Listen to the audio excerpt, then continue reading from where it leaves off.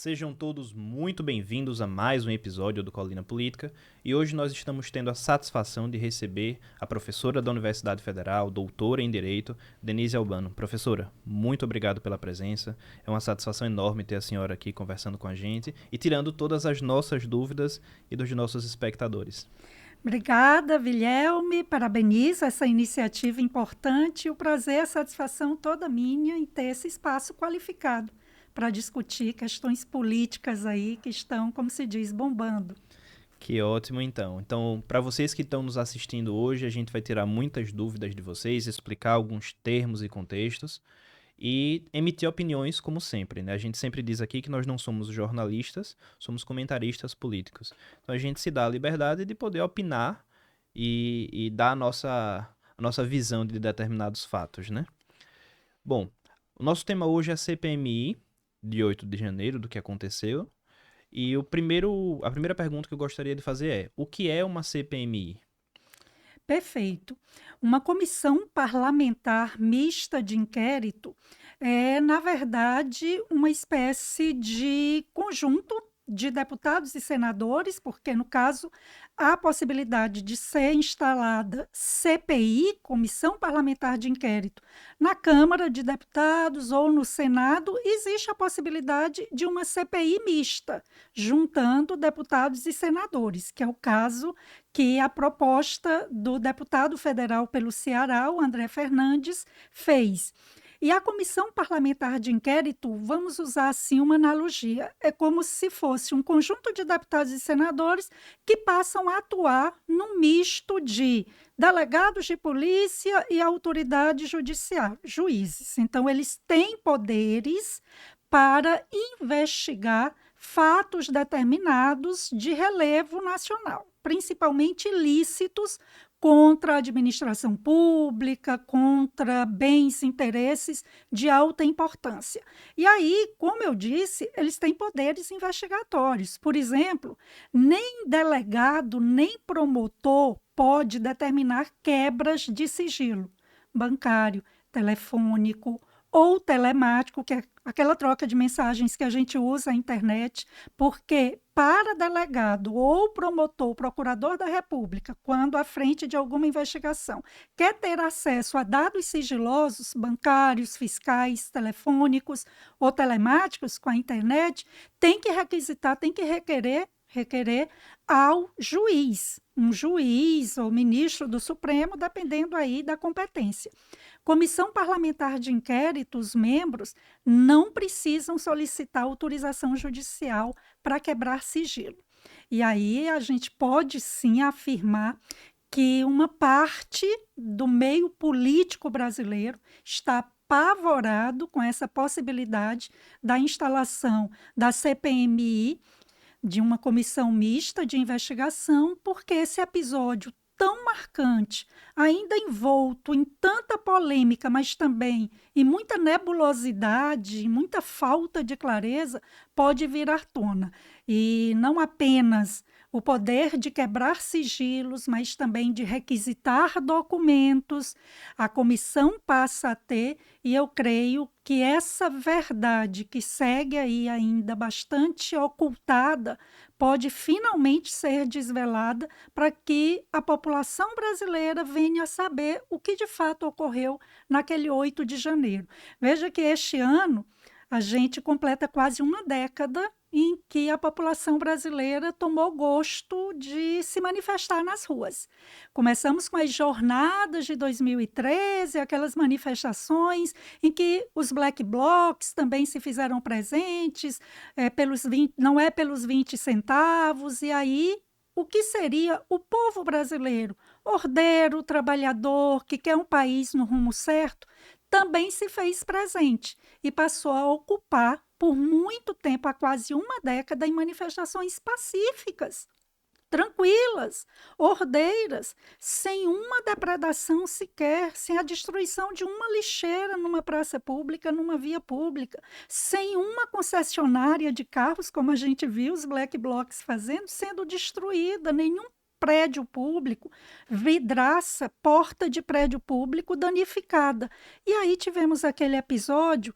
É bem verdade que sempre tem pessoas exaltadas diante de milhares de pessoas se manifestando, mas o que as imagens que foram reveladas lá a partir daquela reportagem da CNN revela é que parece que, para além desses baderneiros comuns, onde há um ajuntamento de muitas pessoas, houve também algumas movimentações e omissões, ou mesmo até suposta participação de infiltrados, que levou para esse desfecho, cujas imagens vêm aí mostrando.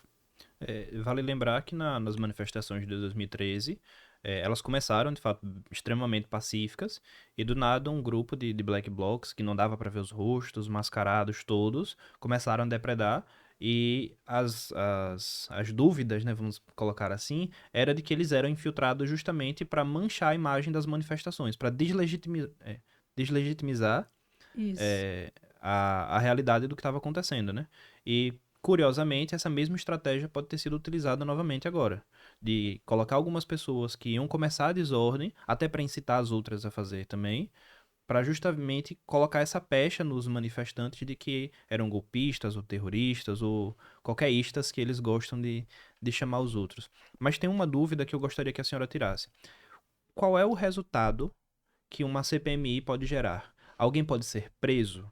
É, o presidente pode cair, por exemplo? Eles podem tirar o mandato de alguém? Quais são os resultados possíveis? Perfeito. Existem resultados do ponto de vista jurídico, existem possíveis resultados de natureza política. Então, vamos primeiro falar do que pode resultar juridicamente o trabalho de uma CPI. Depois, ao fim dos trabalhos, conforme pessoas sejam ouvidas, testemunhas ou suspeitas são chamadas para darem seu depoimento, possíveis autoridades ou gestores públicos, por exemplo, o próprio ex-ministro do Gabinete de Segurança Institucional, agentes que estavam nos prédios públicos, no Supremo, no Congresso Nacional, mesmo no Palácio do Planalto, também podem ser chamados para prestarem esclarecimentos, aí não como suspeitos, num primeiro momento, mas como pessoas que foram testemunhas oculares do que ali ocorreu. Além da prova testemunial, como eu disse, se pode ter acesso a mensagens trocadas para saber se houve comandos, ordens. Chamou muita atenção, repercutiu bastante a imagem daquele que parece ser um cinegrafista, um fotógrafo da Reuters. E surpreendeu porque é muito nítida a imagem. Um dos supostos invasores baderneiros se aproxima da antessala de acesso ao gabinete presidencial e como que para, aguardando que fique a postos o fotógrafo. Ele como que encena ali não é, o golpe para derrubar, enfim, violar a porta de vidro, e o repórter faz lá. Depois, ele se aproxima e vai conferir se a imagem ficou legal, chega a bater nas costas. E talvez muita gente não tenha percebido que instantes depois, esse cinegrafista, fotógrafo, ele fala ao telefone com alguém. Então é importante a quebra de sigilo para saber com quem ele falava naquele momento. Além de eventuais quebras de sigilo, interceptações telefônicas e telemáticas também podem ser autorizadas. Agora, para saber o conteúdo da conversa, troca de mensagens, aí realmente é por autorização judicial. A CPI tem poderes bastante amplos, mas para ter acesso ao conteúdo mediante interceptação, depende ao que a gente chama no jargão jurídico de cláusula de reserva de jurisdição, aí só com autorização judicial. Mas os poderes das CPI são amplos. Ouvir testemunhas, convocar autoridades, agentes públicos para prestar esclarecimentos, requisitar documentos, quebrar sigilos, pedir também que sejam realizadas interceptações telefônicas ou telemáticas, e assim constitui um acervo de provas para esclarecer, elucidar e, com base nessas provas, elabora um relatório. O relatório final da CPI deve ser encaminhado para o Ministério Público Federal, estadual, a depender do caso, e até para a Polícia Federal, Civil, para que possa desenvolver investigações complementares, no caso da polícia, porque a CPI tem um prazo certo para atuar e aprofundar investigações, e no caso do Ministério Público, com base nesse relatório, na qualidade das provas, na quantidade de provas, promover aí as chamadas ações penais, denunciar agentes públicos, pessoas particulares que cometeram ilícitos com base nessas provas. Para além disso, o relatório também pode ser encaminhado para a mesa diretora das casas, Câmara dos Deputados e Senado, para que eventuais providências sejam tomadas. Se for descoberto o envolvimento, por exemplo, de membros de uma dessas casas, no planejamento ou na contratação de pessoas para praticar aquela baderna, para também eventual iniciativa de criação de alguma lei para punir mais severamente, enfim, alguma alteração legislativa.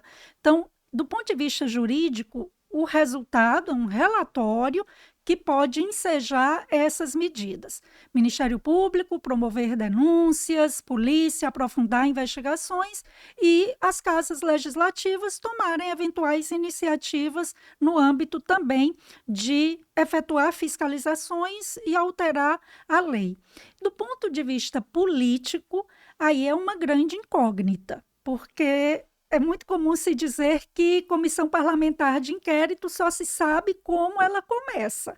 Como termina, ninguém sabe. E eu acredito que vai ficar bem claro um embate. Vejam que antes o PT trabalhava para exatamente como que impedir a instalação dessa comissão parlamentar.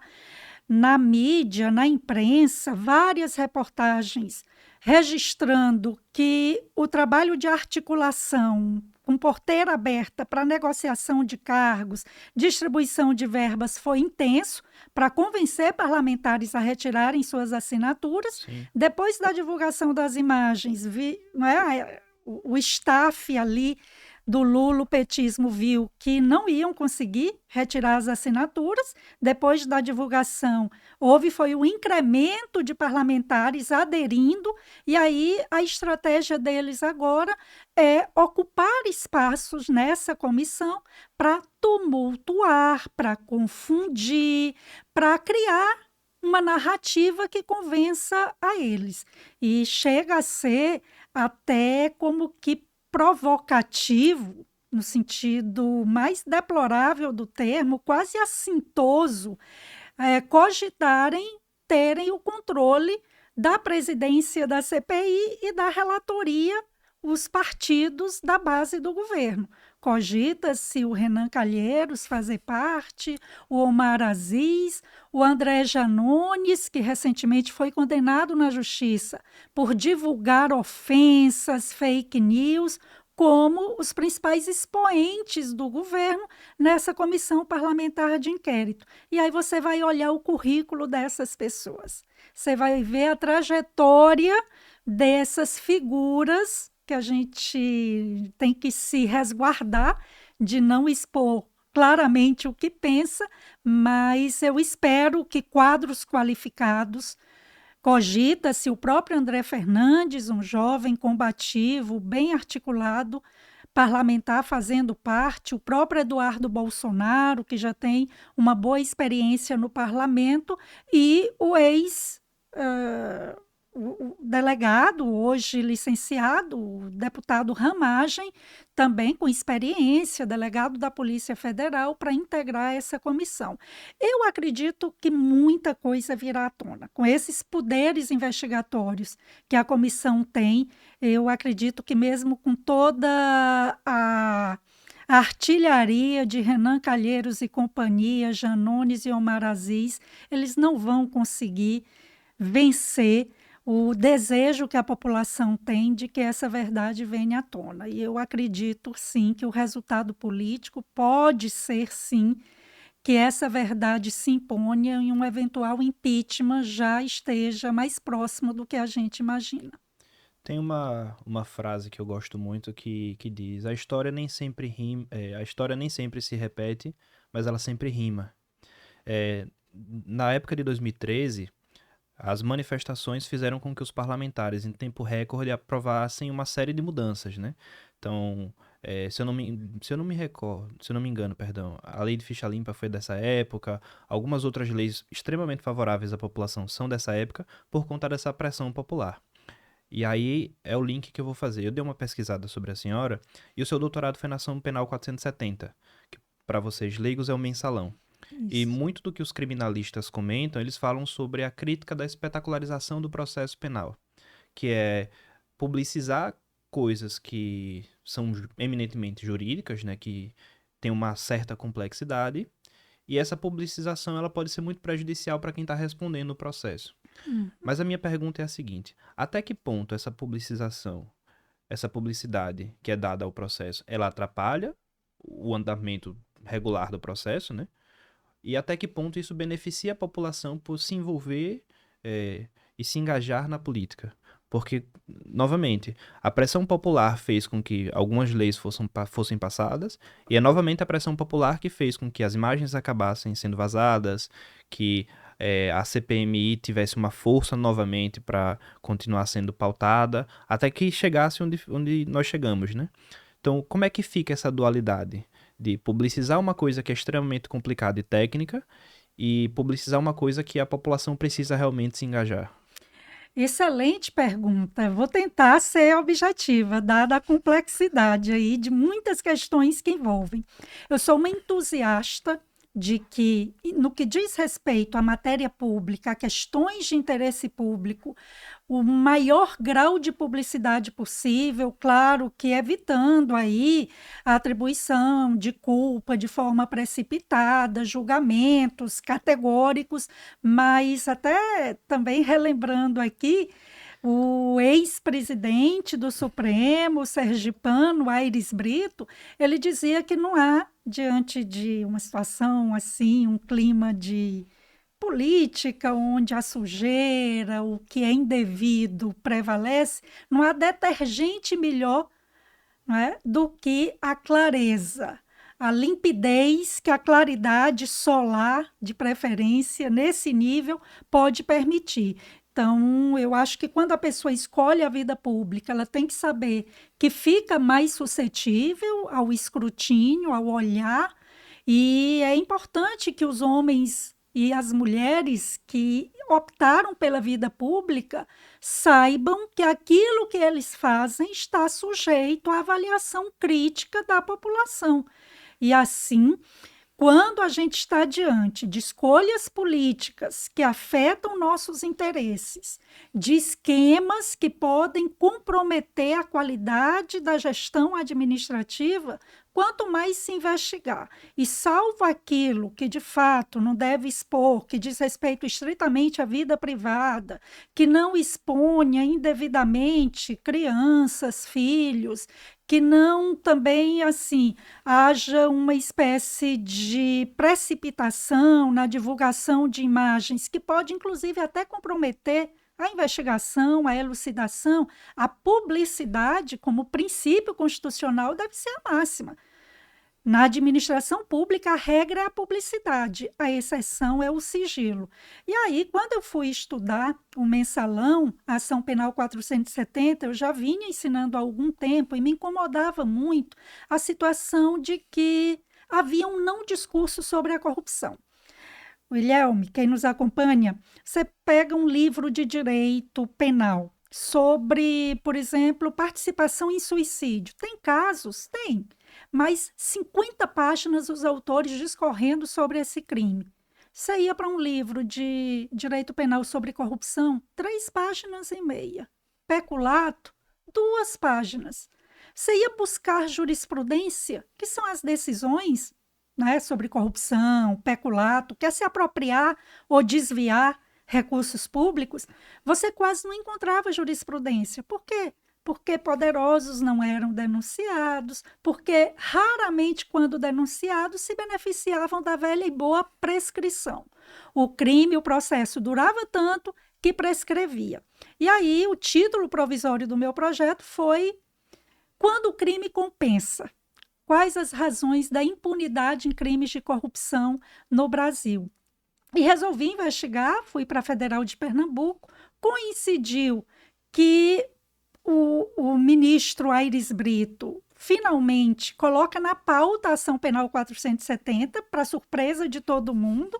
Todo mundo esperava que ele ia segurar por um bom tempo, mas ele pauta. E o ministro Joaquim Barbosa relatou. E eu fiquei acompanhando e vendo ali aquele embate, aquelas discussões. E eu afirmo categoricamente, se não fosse o olhar atento, o interesse da população em acompanhar, sem dúvida o Supremo não teria tomado aquela decisão de condenar mais de 30 pessoas por esquemas de corrupção, por esquemas de peculato, que ali se viu. Veja, se fala que muita gente foi condenada sem provas. Foram mais de 70 mil documentos encontrados. Muito se fala que pessoas ali não tinham prova da transferência do recurso. No Banco Rural encontraram as assinaturas numa contabilidade paralela das esposas de parlamentares que iam lá receber o seu mensalão, os 50 mil, para votar de acordo com o governo. E vários ministros disseram: o que estava ali em jogo era a própria democracia no Brasil, era a própria rigidez, a credibilidade das instituições, porque o governo comprava os parlamentares para votarem projetos do seu interesse. E onde está a função de fiscalizar e de legislar pensando no superior interesse público? Infelizmente, depois veio o Petrolão, a Lava Jato como um marco. Um outro excesso, um outro desvio, sim, pode ter acontecido, mas, no geral, o saldo é extremamente positivo. O Brasil parecia finalmente dar sinais de que avançaria na chamada marcha civilizatória, rumo a um país mais decente, onde a ética pública, de fato, fosse abraçada e assumida pela maioria dos homens públicos. Infelizmente, houve ataques à Lava Jato, houve toda uma articulação de forças políticas para aquele que era visto como o único capaz de derrotar um presidente claramente comprometido com valores, com pautas chamadas conservadoras nos costumes e claramente liberais na economia, e ressuscitaram um morto-vivo juridicamente e politicamente, como o atual presidente Lula, num processo eleitoral absolutamente também contaminado, e temos essa situação que hoje testemunhamos no Brasil. Basicamente, a máquina emperrada, inepta, mais de 100 dias de governo sem um projeto relevante, o Congresso paralisado, porque o Pacheco não faz, veja, a gente já está entrando em maio, vamos caminhando para o fim do primeiro semestre e nenhuma sessão do Congresso Nacional houve. Eu creio que nunca ocorreu isso no país. 4 meses sem uma sessão do Congresso Nacional. Por que Pacheco não realiza essa sessão conjunta? Porque sabe que terá que ler o requerimento de instauração da CPMI e, uma vez lido o requerimento, automaticamente ela seria instaurada. Amanhã espera-se finalmente essa sessão, a leitura, e eu digo, a população tem que fazer marcação cerrada, tem que estar atento às manobras, às retóricas dessa turma de Omar Aziz, Renan Calheiros e Janones, para que haja um trabalho sério nessa CPI.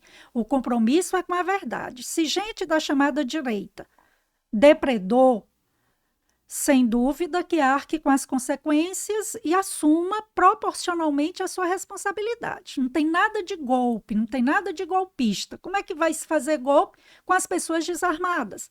Com o Congresso totalmente, Brasília esvaziada. E com senhorinha de 70 anos, né? Senhorinhas de 70 anos, famílias inteiras, crianças, pessoas que foram presas e que sequer estavam na Praça dos Três Poderes no dia 8, quer dizer, chegaram no fim da noite para ir para o acampamento e que se encontram presas.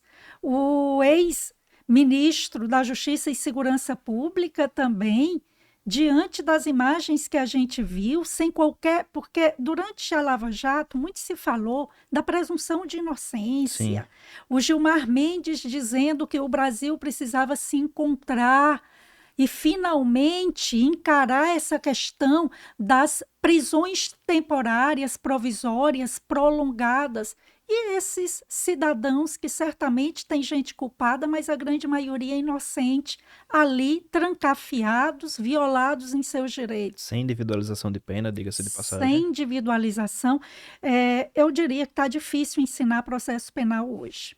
Eu sou professora há quase 30 anos dessa área e tudo que a gente aprende de não há crime sem lei anterior que o defina, vem o Supremo criando tipos penais. A regra é que a individualização da conduta para que alguém finalmente possa vir a responder por atos ilícitos, tem que se enquadrar, se desconsidera.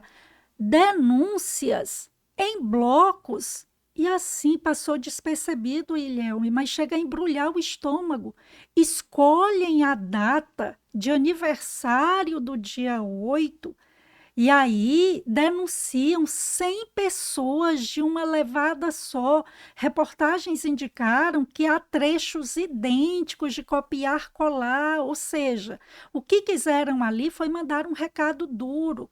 Calem-se. Não nos cobrem transparência, não exijam moralidade pública, recolham-se às suas casas e toquem suas vidas caladinhos. A cidadania de vocês é aquela que a gente concede.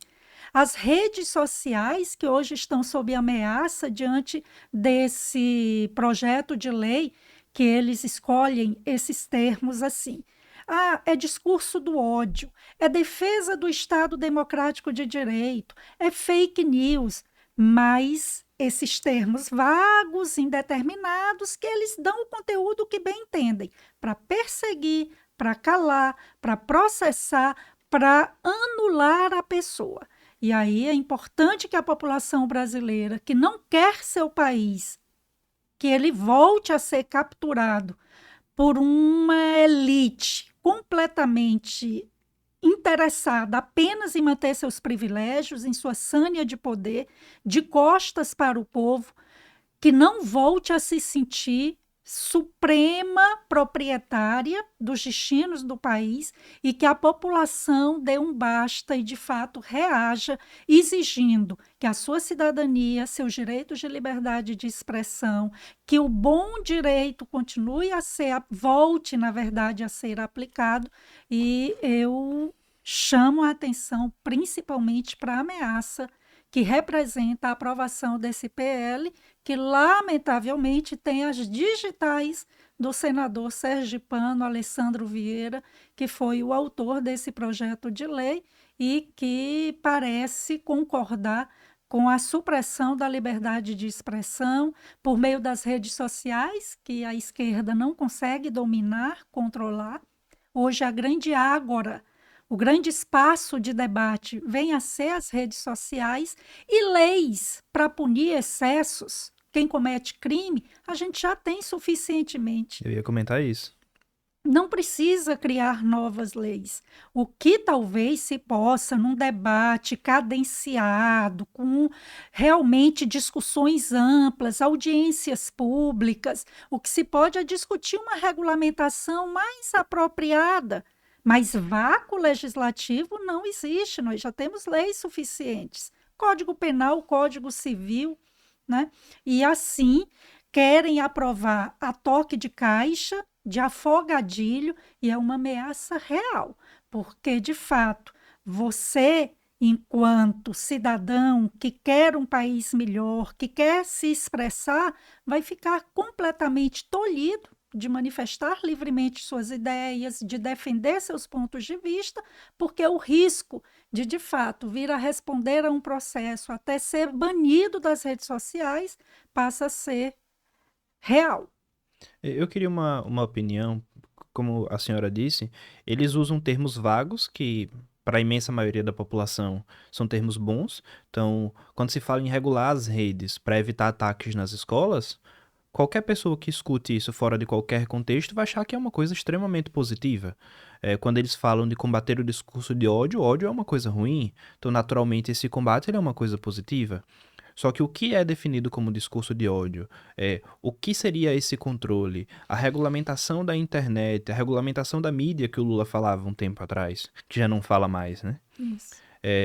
Todas essas regulamentações, elas trazem um discurso velado embaixo. É muito semelhante àquelas manchetes de internet que você vê, a manchete é uma coisa, te chama a atenção, poucos vão ler o texto, mas quando você lê o texto não é bem o que a manchete está dizendo. Então, eles utilizam desses artifícios e dessas narrativas para, de fato, ludibriar a população. A minha pergunta é, até que ponto essas narrativas, que a direita está começando a aprender a usar, até porque, se não me engano, o André Fernandes ele é deputado federal de primeiro mandato. Isso. Alguns são recentes na casa e não estão tão familiarizados com o regimento, com o rito, com os trâmites e a própria malícia do jogo político. Até que ponto essa narrativa, de um lado, pode prejudicar o andamento da CPMI e que manobras, ou que artifícios, ou que armas a direita teria para evitar que essa narrativa avançasse contra essa busca da verdade? Interessante. De fato, a esquerda ela atua com muita habilidade no monopólio de um discurso tido como discurso de defesa da justiça social, de defesa da ética, mas conforme sua conveniência, da democracia, e eles usam esses que a gente chama de conceitos indeterminados, de cláusulas bastante abertas, como em defesa do Estado Democrático de Direito, não é? Vamos para combater, como você bem diz, quem vai ser a favor do ódio? Quem vai ser a favor do racismo? Então, eles dizem, olha, temos que, comum na sala de aula, eu, por exemplo, defendo que nós temos ainda muito que avançar no campo da luta por uma sociedade cada vez mais justa, mas respeitando também os direitos ligados às garantias fundamentais. E se há pessoas que discriminam outras em razão de sua crença, em razão de sua cor, em razão de sua origem, em razão de sua orientação sexual, nós temos leis no Brasil suficientes para que essas pessoas respondam. Mas daí a dizer que nós vivemos, e meu departamento sofreu com uma narrativa que pessoas de outros estados me ligavam perguntando, Denise, o que foi que houve no seu departamento que praticou racismo estrutural? Um episódio isolado, uma questão basicamente jurídica sobre disputa de uma vaga, mas que ganhou uma magnitude imensa porque se alegou que houve racismo. Surpreendentemente, essa vaga envolvia aí 2 ex-alunos, que eu estimo, que têm a mesma cor de pele, ambos são pardos. Então, como é que a questão envolvia aí eventual preterição, prejuízo a um dos candidatos para favorecer um outro, se ambos os candidatos que estavam ali na polêmica em torno da vaga, na verdade, ambos eram pardos.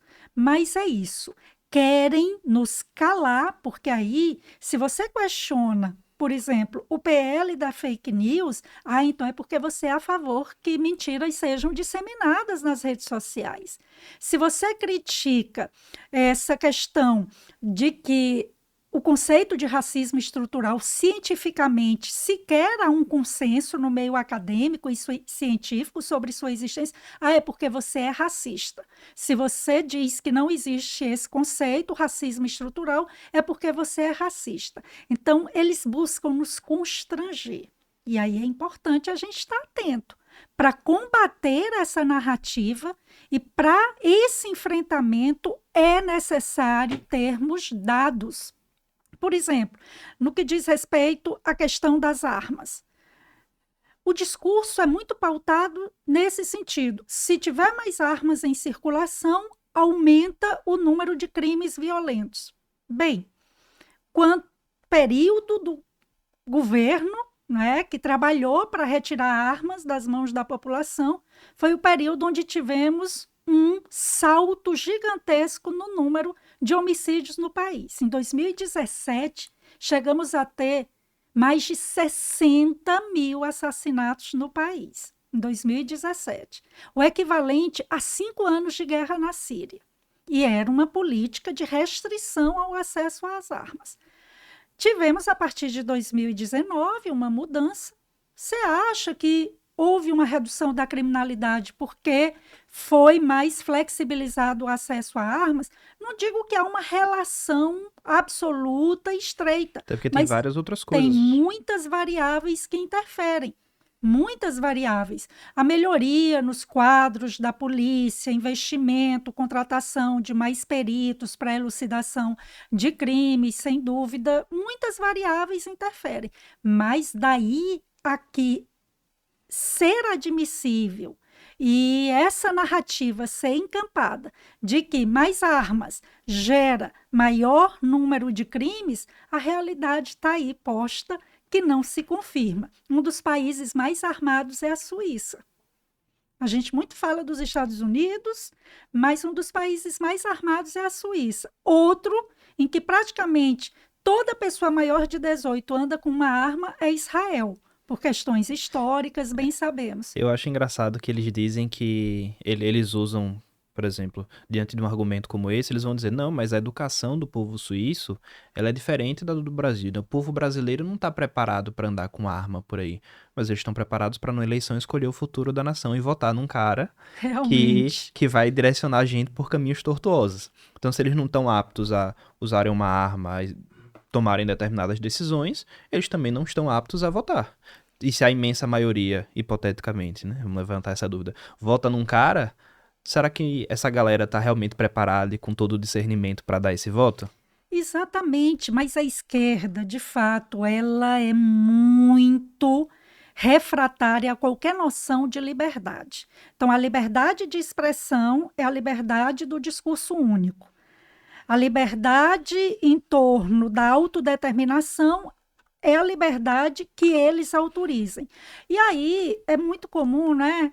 Temos alguns, o próprio George Orwell disse, olha, no mundo distópico da esquerda, escravidão é liberdade, guerra é paz, e assim eles seguem nessa toada.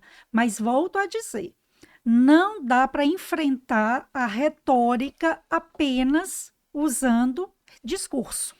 É necessário buscar dados, sempre ter o empenho de pesquisar, de investigar, de colher dados e informações de fontes confiáveis. A gente bem sabe que eles, mesmo diante da realidade, eles resistem, porque eles introjetam aquela verdade que eles acreditam que é a válida, é a única autorizada, mas a gente ainda pode fazer esse trabalho de contraposição, de refutação, porque não é fácil. Infelizmente, eles são muito hábeis no discurso sedutor, principalmente junto à população mais jovem.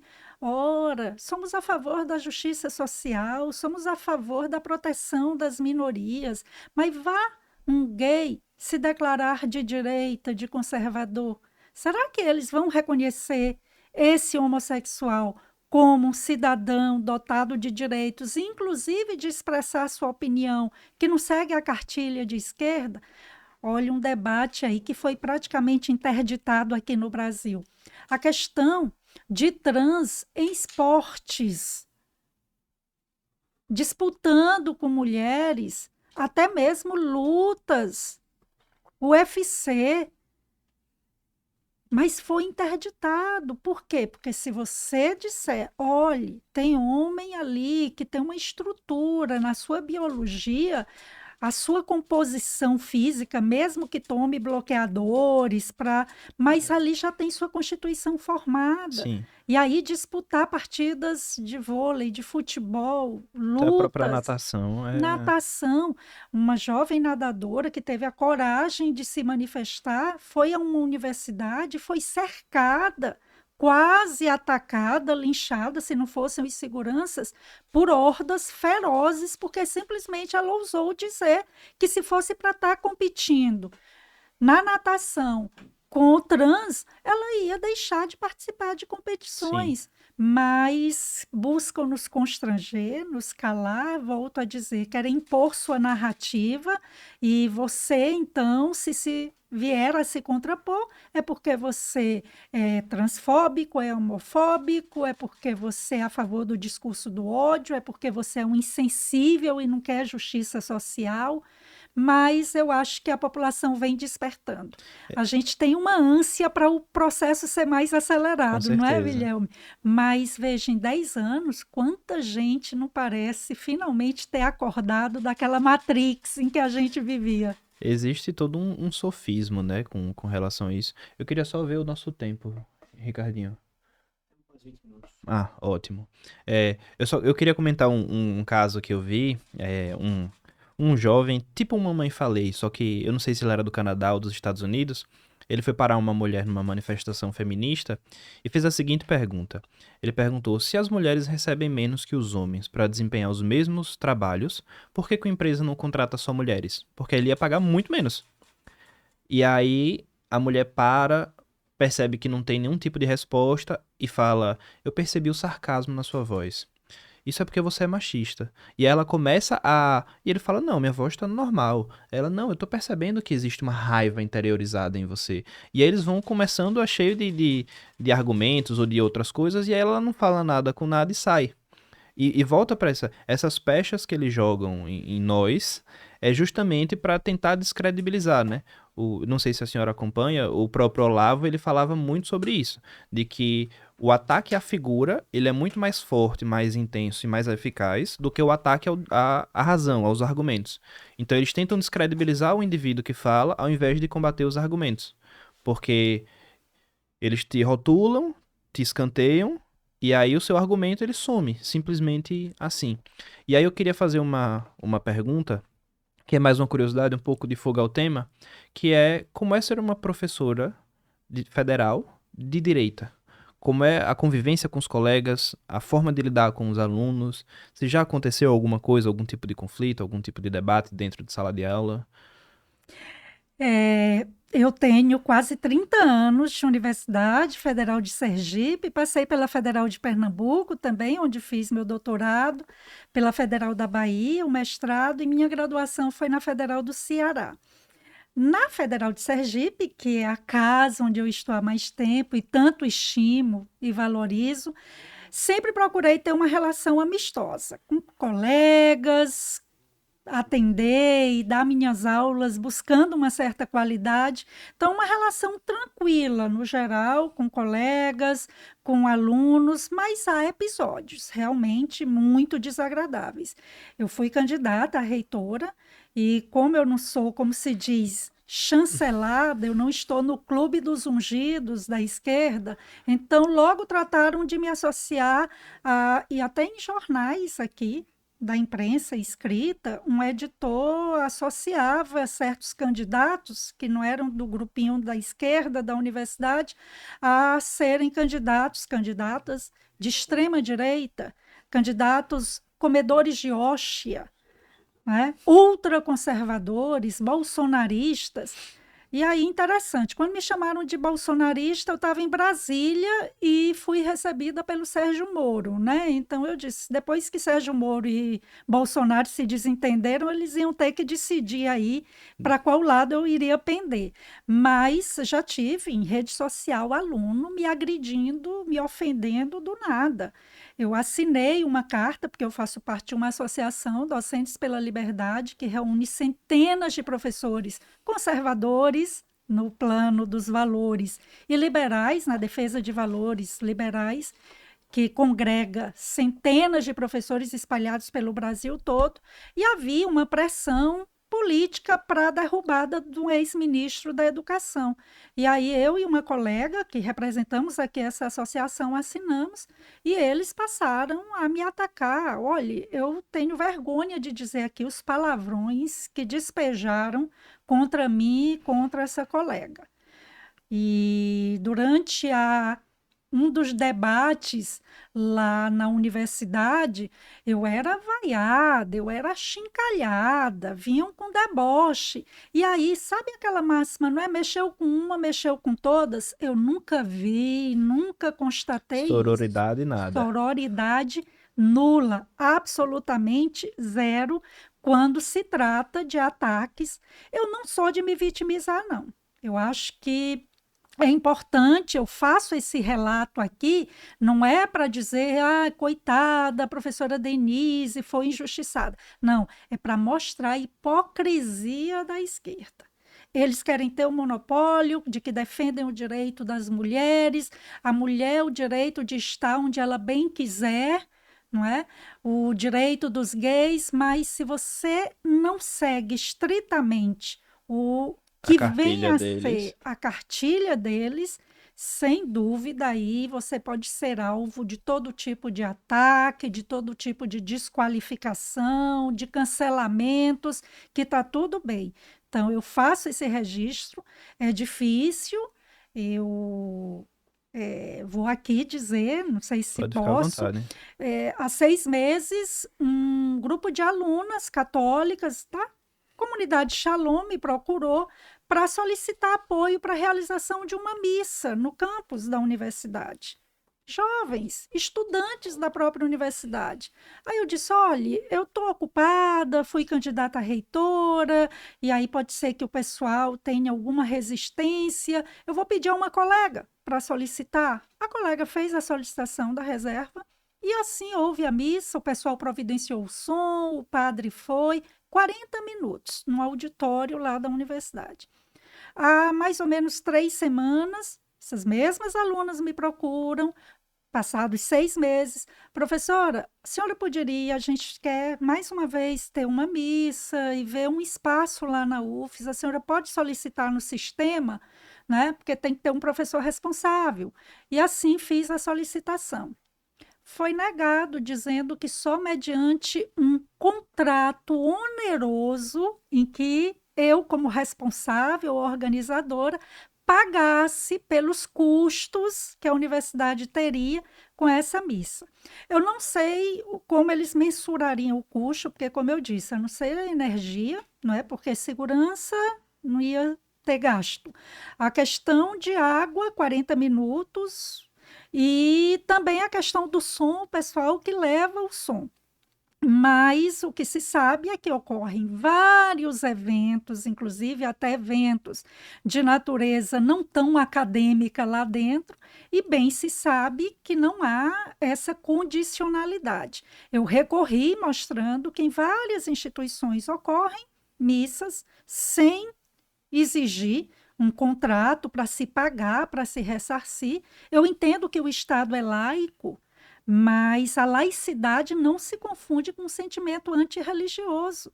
Eu vou dar aula agora, nesses próximos dias, sobre a lei de execução penal.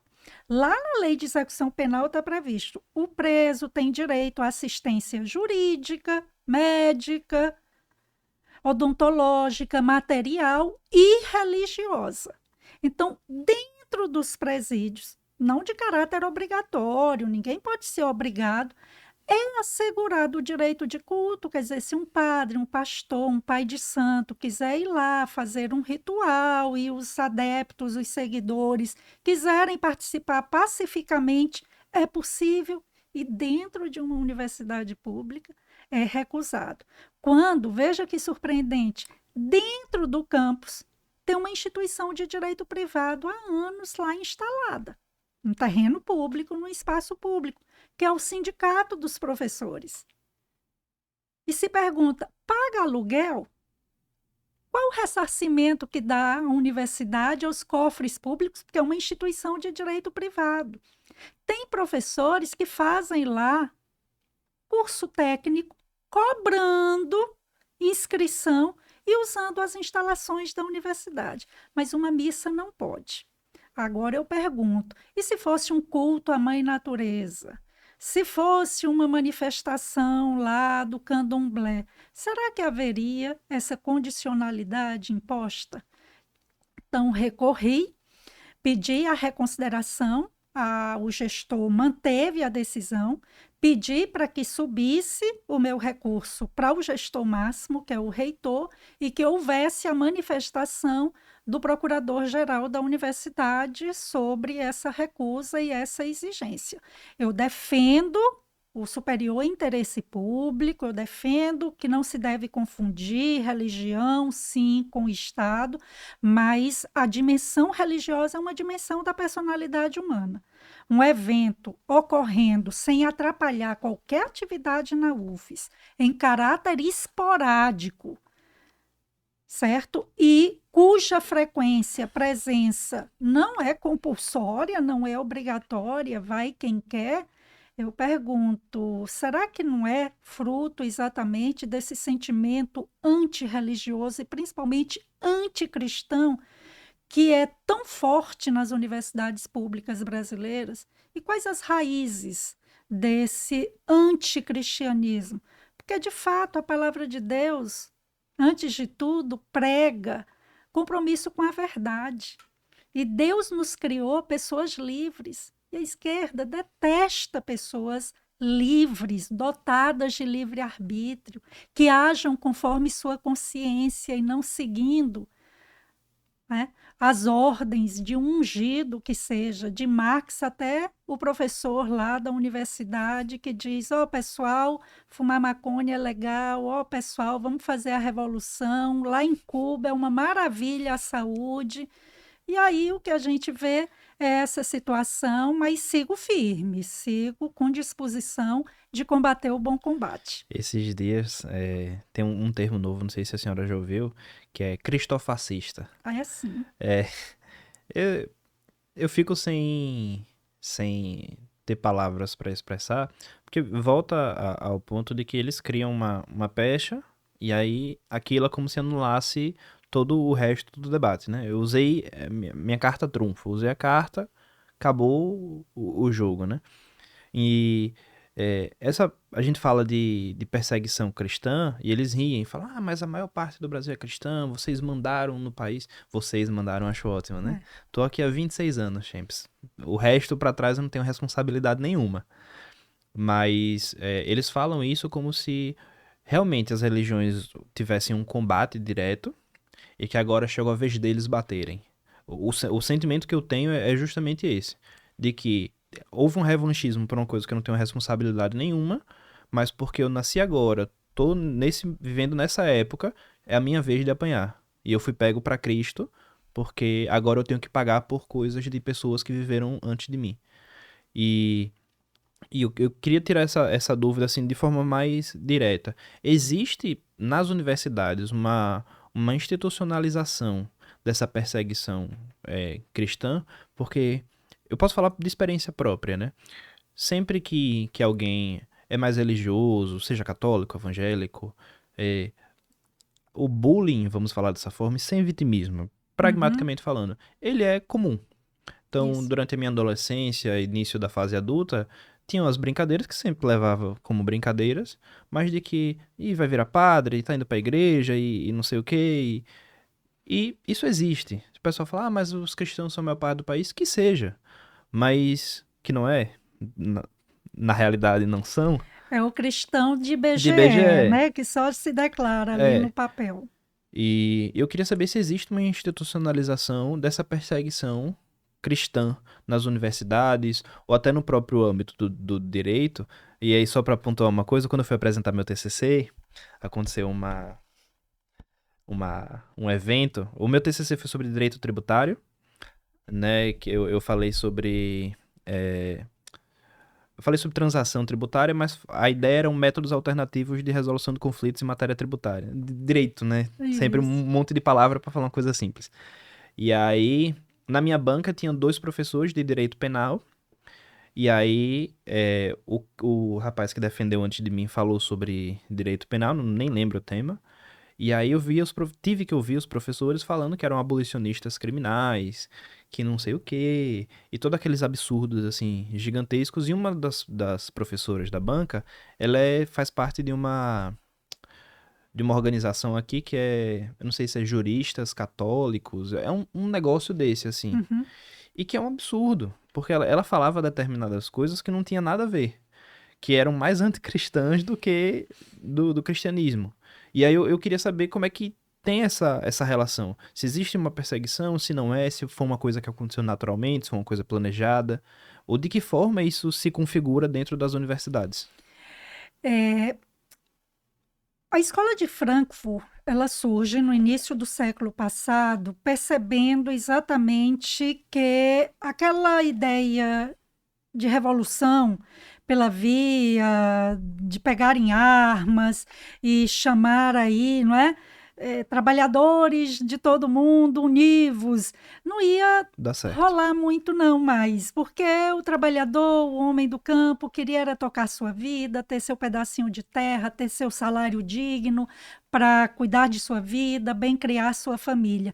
E aí eles viram que era necessário começar a investir numa espécie de revolução a um prazo mais alargado por meio da chamada guerra cultural. E aí temos o Gramsci também como um grande teórico e, não é, estrategista, dizendo que era necessário ocupar os espaços nas universidades, nas escolas, nos sindicatos, nas igrejas, para disseminar o discurso revolucionário, progressista, anticonservador, e foi isso que a gente viu e que vingou bastante no Brasil. Mesmo no período militar, o Olavo sempre falava, a civilização brasileira publicava tudo quanto era livro de autor marxista e esquerdista.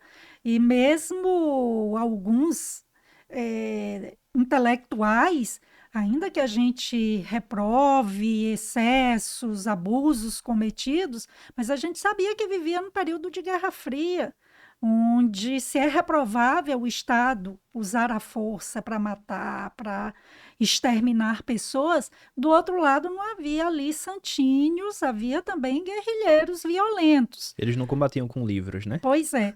Mas, deixando essa quadra histórica, o que a gente vê é que, sem dúvida, é necessário resgatar a universidade para que ela cumpra o seu papel.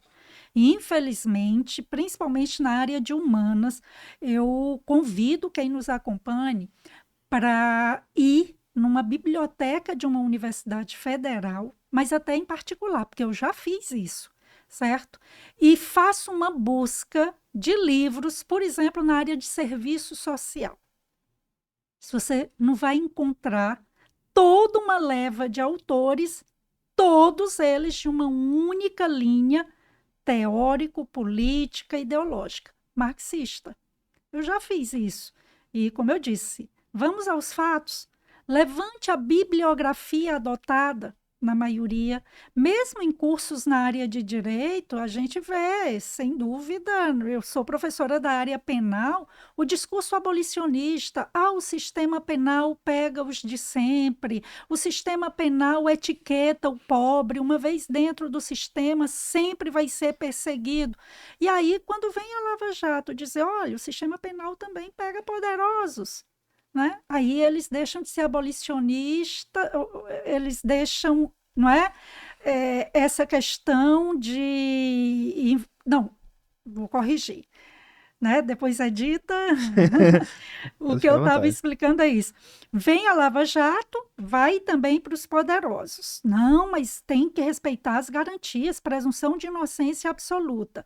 Aí temos esses episódios relativos ao Daniel Silveira, que xingou, que ofendeu, todo mundo é reprovável.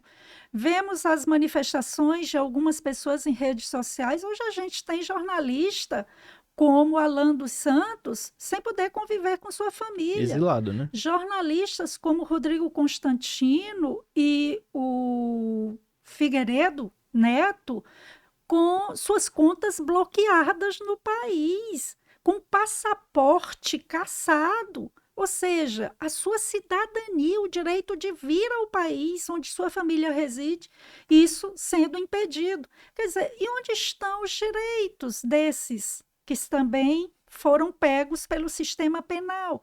Cadê o garantismo penal deles? Cadê a defesa em relação a essas centenas de pessoas que estão presas, de que a prisão é desumana, de que a prisão não resolve, não recupera? É a velha hipocrisia que, sem dúvida, a gente deve repudiar e cada vez mais escancarar. Mas na universidade, voltando à sua questão, é claro que não é algo assim tão desabrido, tão aberto. É mais sutil, como eu disse, pede para que seja reservado o espaço depois de 6 meses a uma missa. Não, só se pagar. É humilhante a gente pagar, não é? Mesmo também, que valor eles vão cobrar? A dificuldade. Mas eu acompanhei um caso num programa de pós-graduação que o candidato ia fazer um projeto, eu oriento projetos há mais de 20 anos. O projeto tinha mérito acadêmico, tinha qualidade, o objeto bem definido, a metodologia razoavelmente satisfatória, objetivos claros, o problema da pesquisa, mas era para mostrar o quanto, não é, certos autores da tradição cristã e suas produções ajudaram a forjar, a construir uma concepção de direitos fundamentais, basicamente. A avaliação foi péssima, uma avaliação onde havia uma nota mínima e uma nota máxima para cada um dos itens. Em todos os itens, em todos os quase 10 itens, foi dada a nota mínima. Ou seja, nem fazem questão de disfarçar. Não, deixa eu variar aqui um pouquinho Se e tivesse tudo. citado Foucault, tava ótimo, né? Sim, aí você falou de Foucault. Houve um episódio comigo. Eu escrevi um artigo, uma ex-aluna estava no Rio de Janeiro e numa das federais de lá, olha, professora, tem um edital para publicar aqui um artigo. Eu tinha voltado do doutorado e escrevi um artigo sobre descoletivização dos direitos sociais e era basicamente, eu abordava que, como o Estado não garante o direito à educação, o direito à saúde, termina que algumas pessoas com mais acesso à informação correm atrás, via judicial, para que seus direitos sejam respeitados. E aí, Sim. minha hipótese era que isso termina comprometendo a natureza do próprio direito social, que deve ser assegurado a todos. Sim. Era basicamente isso. Trabalhei com autores brasileiros, autores estrangeiros, que eu acho que eram importantes, como os Zagrebelsky, outros autores, mas foi devolvido, né? Você submete o artigo e eu esperava alguma observação, que a metodologia não estava clara, que a linguagem não estava Isso adequada, você já era doutora. problemas formais já com doutorado. Escrevi.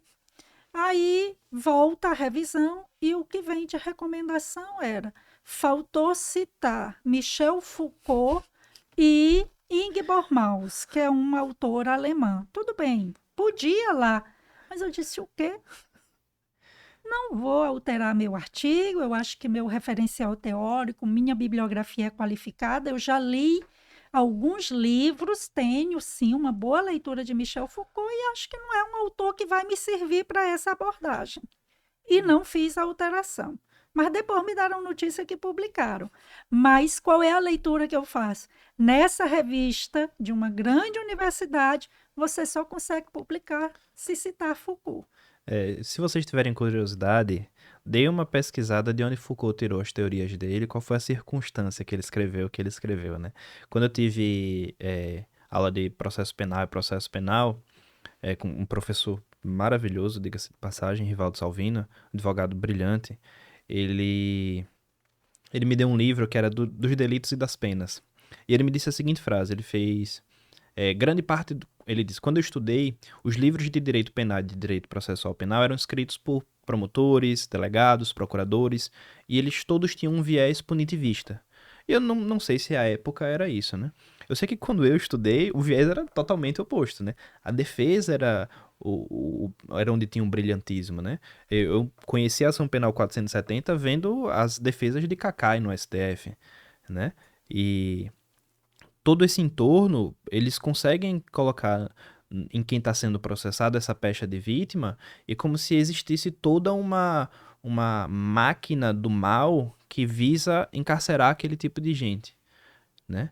E é, sobre Foucault, até o próprio filme do Tropa de Elite fala, né, que o Uhum. trabalho que eles vão fazer sobre Foucault, e assim, é uma coisa genérica que fala coisas que no senso comum fazem sentido, né, na realidade, mas que quando você enfrenta a realidade não tem nada daquilo. Não. Não tem literalmente nada a ver. E aí, quem não conhece o direito penal, o processo penal, que tem vários erros, o sistema realmente tem diversas falhas, isso ninguém discorda. Mas não é como se existisse essa institucionalização de que não, a gente tem que prender negros, encarcerar pessoas pobres. Eles falam como se a polícia saísse na rua e falasse: Nossa, um pobre, eu acho que ele tem que ser preso. E É. aí vamos lá e prender, sabe?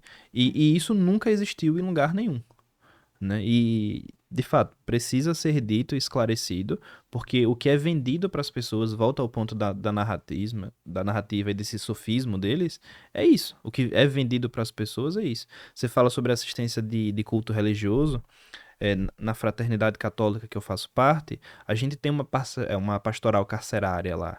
E quando você conhece realmente a realidade fática da vida de cada um, o contexto que cada um foi preso, a realidade que viveu, e a vontade do cara de realmente sair daquela vida, você começa a desvirtuar esse discurso que a esquerda vende de como as coisas realmente funcionam.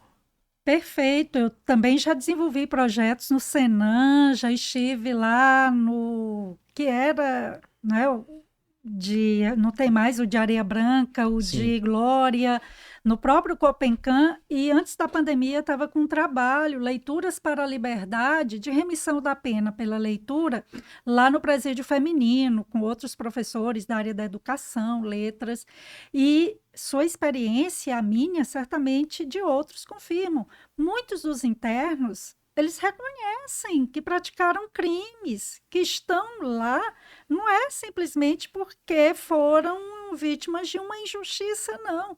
O que eles reivindicam é muitas vezes, como eu já vi, olha, doutora, eu estou aqui me acabando de dor de dente e preciso um tratamento e não me asseguram. Doutor, olha, eu acho que eu já posso progredir da pena, mas é um descolamento da realidade, é a história da retórica do discurso. Eu só vou encerrar com esse exemplo.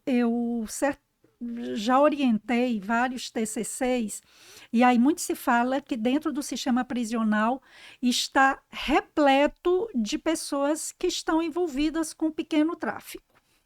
Então, é um discurso também para deslegitimar o sistema, como você diz, tem problemas, a disfuncionalidade é marcante, mas aí vamos corrigir práticas, vamos rever procedimentos, vamos melhorar a qualidade do serviço, mas o que se vê é isso, tem esse discurso, e aí, num TCC, um aluno fez uma pesquisa muito séria, analisando quase 100 sentenças envolvendo questões relativas a tráfico ou consumo de drogas. E aí, aqueles que se atribuiu ao envolvimento com tráfico, quando as decisões, por exemplo, relativas à prisão em flagrante, as decisões todas convergiam no seguinte sentido: é uma quantidade de droga, mesmo compatível, que não é para consumo, mas para pequeno tráfico, mas não tem uma ficha suja, ou seja, não tem antecedentes de envolvimento em crimes violentos,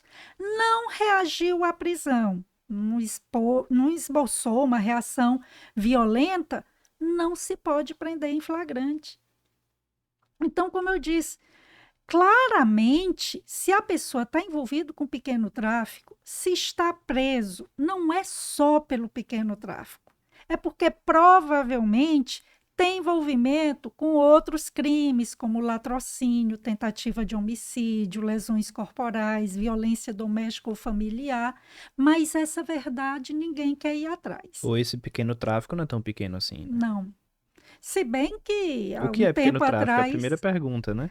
há um tempo atrás, o TRF da primeira região, os policiais federais estavam de campana num galpão em Itajaí, que é uma cidade portuária, através de atividade de inteligência, eles estavam ali à espreita, monitorando, acompanhando. Chega uma viatura com policiais civis, adentram no galpão, eles aproveitam, também ingressam, lá encontram algumas toneladas de drogas e o TRF invalida a prisão, né? Manda soltar os 3 presos e alega que os policiais que ali ingressaram não tinham certeza, que só poderiam ingressar se tivessem certeza que ali estava sendo cometido um crime. Aí é o que eu digo, esvazia a possibilidade de prisão em flagrante.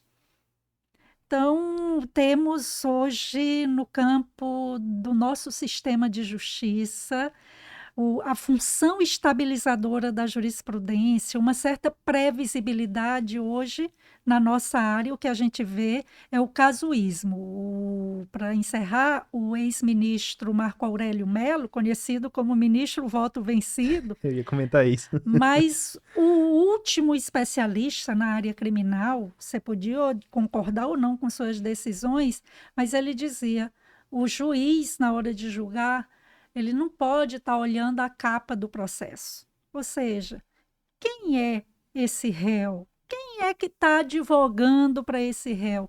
E parece que hoje a gente vive a era do direito em que julgadores parecem, principalmente nos escalões mais elevados, parecem olhar para a capa do processo e, conforme os registros dessa capa, é que vão direcionando, infelizmente, suas decisões. É lamentável, não quero aqui generalizar, mas os sinais são evidentes de que o bom direito está longe de estar sendo bem aplicado no Brasil desses tempos.